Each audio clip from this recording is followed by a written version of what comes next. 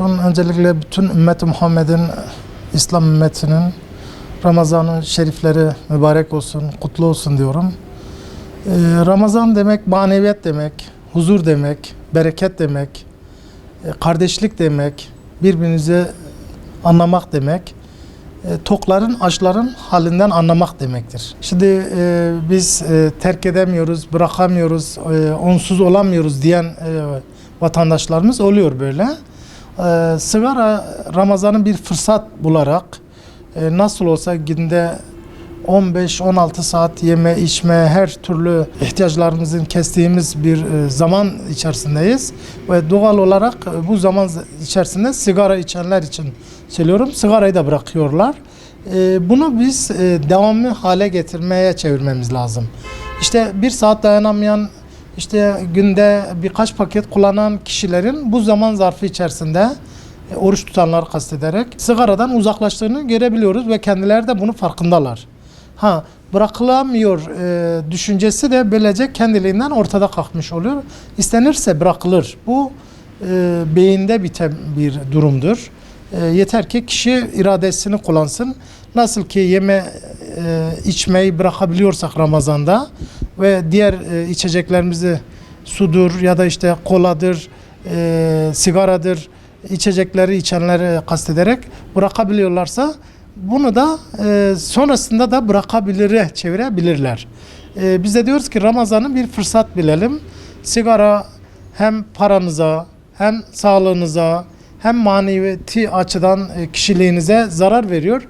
Hele son 2 yıldır bütün dünyanın mücadele verdiği, dünyayı saran koronavirüs zamanı içerisindeyiz.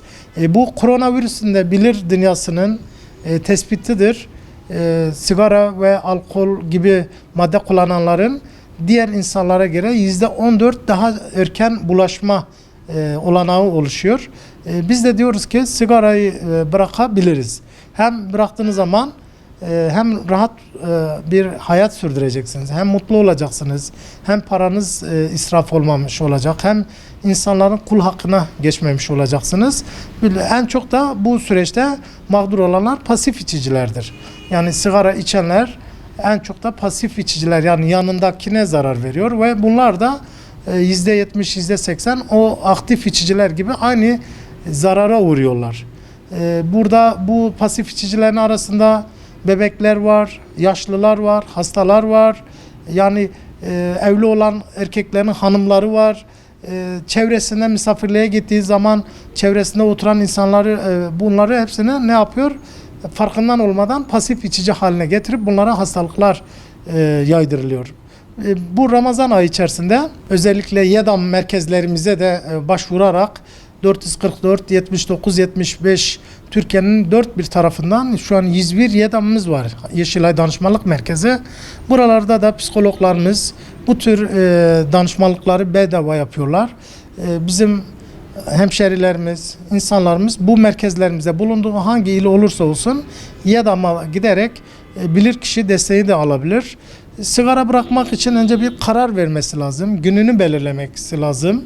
Ondan sonra bu aldığı kararı hayata geçirmesi gerekiyor. Bunun için de bazı egzersizler yapması lazım. Temiz hava alması, ondan sonra aktif zaman geçirecek alanlar açması lazım. Bol bol duş alması lazım. Düzenli beslenme, spor. Yani bunun için de kendine göre bazı alışkanlıklar geliştirmesi gerekiyor. Aksi takdirde sigara hayatımızı bitirir, paramızı bitirir ve bizi hastalıklı hale getirir.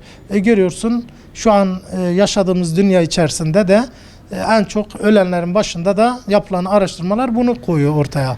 Hem hastalıklardan hem koronadan hep sigara başı çekiyor. İnşallah insanlarımız bu Ramazan-ı Şerif'i bir fırsata çevirerek hepten sigarayı hayatlarına çıkarırlar.